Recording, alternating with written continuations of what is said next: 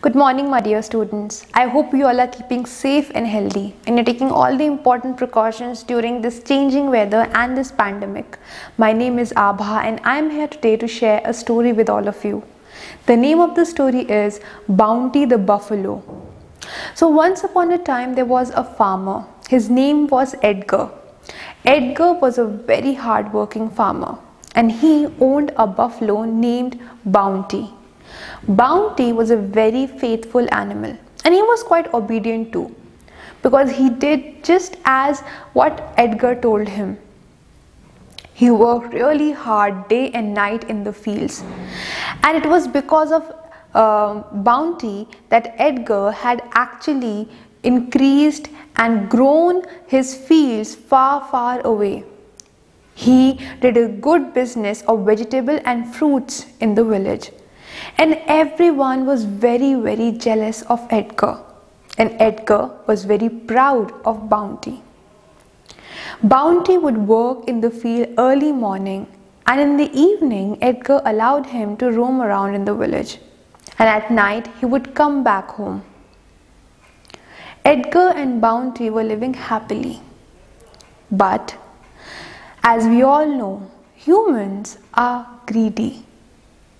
And with time, Edgar also developed this habit of having more and more money, because of which he purchased land and kept on purchasing and extending his fields.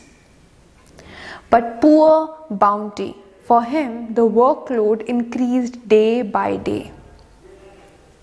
But soon Edgar realized that Bounty alone was not able to work alone in such big fields. So then he purchased another buffalo. Now he had two buffaloes working together. But still, one day while working in the fields, Bounty collapsed. He couldn't take it anymore. And Edgar decided that he would let go of Bounty. So the next morning, he took Bounty to the forest and he said, "Dearest Bounty, I am really happy with the work that you have done for me. It is because of you I am at a place where I am today. But now I want you to be free. You have done really good work.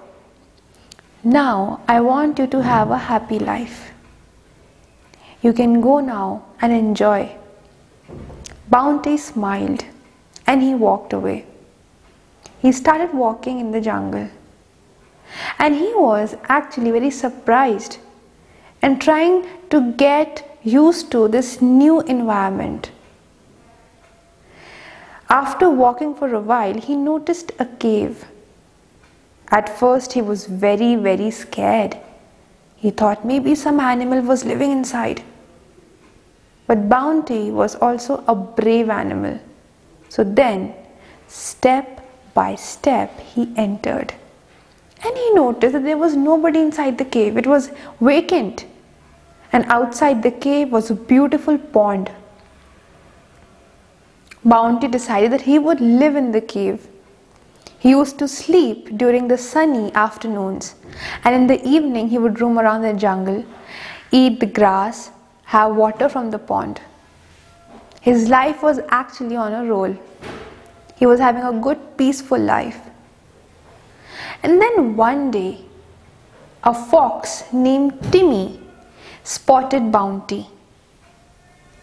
She thought, a buffalo in a jungle? What is he doing in a jungle? He doesn't belong here. And she thought of scaring him away. She went to Bounty and said, "Hello, new animal. Do you know who is the king of this jungle?" Bounty continued to drink water from the pond and he ignored Timmy. This made Timmy a little agitated, and she said, "How dare you live in my cave? I am the king of this jungle." Bounty smiled and replied, "I know that I do not belong to the forest, but I am not that stupid that I don't keep the knowledge of who is the king of the jungle. and he walked away. Timmy was shivering with anger now. Her face was red, and she had decided for sure that she will teach Bounty a lesson. That night, when Bounty was sleeping inside his cave, he heard something really loud that made him wake up. From the cracks of his cave, he saw the tiger approaching the cave. This made Bounty really scared. He was actually paranoid, and he thought that his life was over now. Number one, he was living inside the cave of the tiger. Number two, the tiger would eat him up. But when the moment the tiger was approaching the cave, Bounty took a minute. He took a deep breath and he calmed down, and he started to think proactively. What could be the solution to this problem? How would he come out of this? And then he spoke with a very loud voice. He said, I can see a tiger coming towards my cave. What a yummy dinner it will make. And then he tried another voice and he said, I think he's going to be delicious. And he kept on and on. Now the advantage here was that Bounty could see the tiger, but the tiger could not see Bounty. The tiger stopped and he heard the voices. The moment he realized that there were some huge dangerous beings inside the cave who wanted to eat him up, he took not a single second but ran away from there. Bounty started to laugh and he slept peacefully. The next day, when the tiger was sleeping under the shade of a tree, Fox Timmy came to him and she said, Mr. King, why do I see that you are sleeping under the tree? You should be inside your cave. The tiger said, well, I went back to my cave last night, but did you know that two dangerous beings are living inside my cave? I cannot go there alone. Fox Timmy started to laugh and she said, that is not true. There is a buffalo living in your cave, you know. But the tiger did not believe her, though Fox Timmy tried to convince him a lot. At last she was successful, but the tiger asked her to accompany him and he tied her with the rope to his body. And then that evening both of them approached the cave. Bounty became really alert as soon as he saw them coming, and he knew very well what their plan was. He again stood up and he shouted, you silly fox, I asked you to bring me 2 tigers. I don't want to eat 1 tiger. It will not fill up my stomach. Now this made the tiger really amazed and angry. He told Timmy, you work for him? Well, I am not going to be a part of this trap.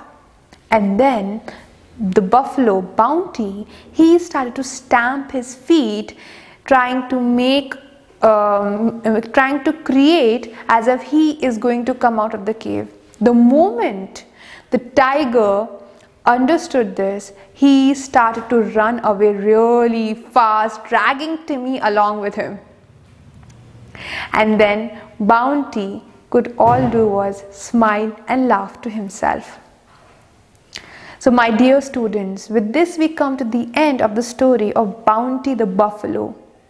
But did you notice how smartly and intelligently Bounty had actually handled the situations, the difficult situations he faced? And in the same manner, we also come across situations like these, where we actually lose our temper, or we become extremely upset, or something actually disturbs us. Now it is totally our call how we handle that situation. All we need to do is be really calm and focused. Not only it will actually save the situation, but also it will not spoil our mood and the temperament of people around us. Let's try to be more wise, let's try to be more calm and happy. Thank you so much.